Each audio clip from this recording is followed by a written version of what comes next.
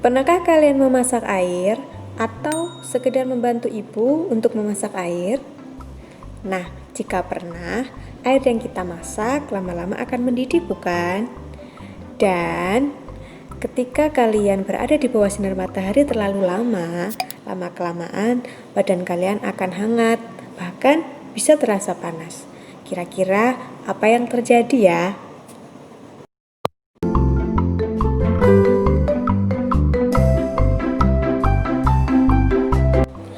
Assalamualaikum, bersama Bu Ami. Di video kali ini kita akan membahas tentang cara-cara perpindahan kalor dalam kehidupan sehari-hari. Untuk itu, mari simak penjelasannya. Di pertemuan pada subtema 1, kita sudah belajar tentang pengaruh kalor terhadap benda yang menyebabkan perubahan wujud benda.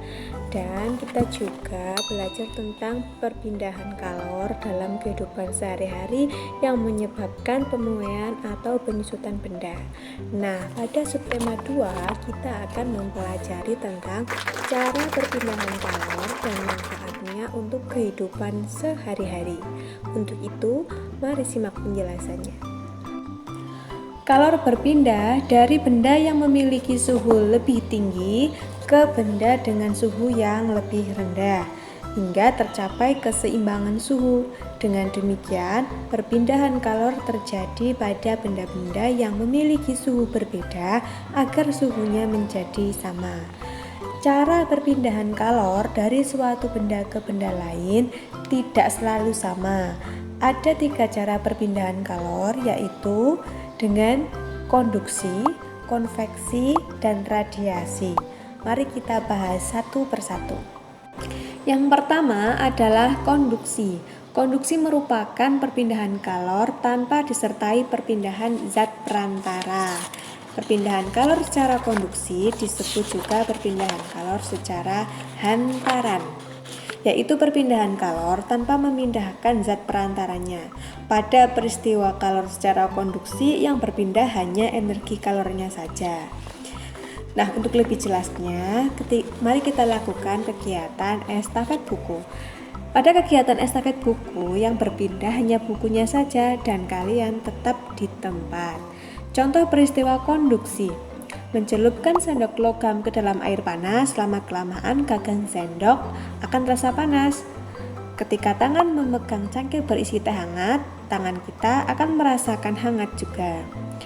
Mentega akan meleleh di wajan yang sedang dipanaskan. Yang kedua yaitu konveksi. Konveksi merupakan perpindahan kalor melalui perantara, di mana zat perantaranya ikut berpindah. Perpindahan kalor secara konveksi merupakan perpindahan kalor yang disertai dengan perpindahan zat perantaranya.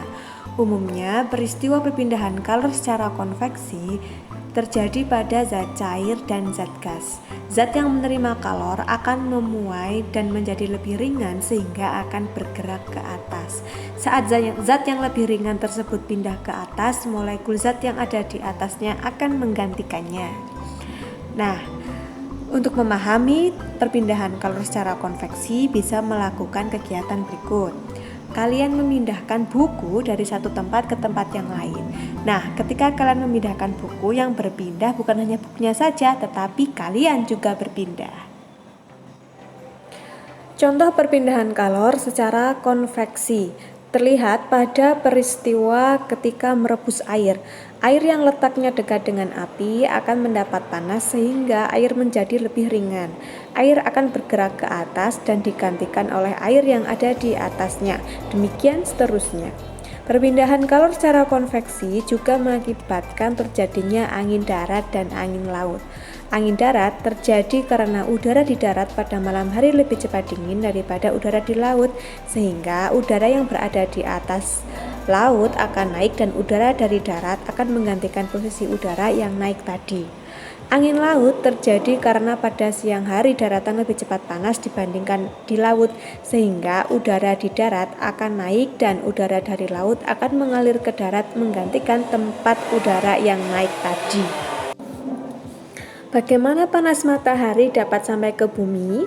Nah, kalor dari panas matahari tidak dapat berpindah secara konduksi karena udara yang terdapat dalam atmosfer termasuk konduktor yang paling buruk. Kalor dari matahari pun tidak dapat menghantar secara konveksi karena antara matahari dan bumi terdapat ruang hampa yang tidak dapat menghantarkan kalor.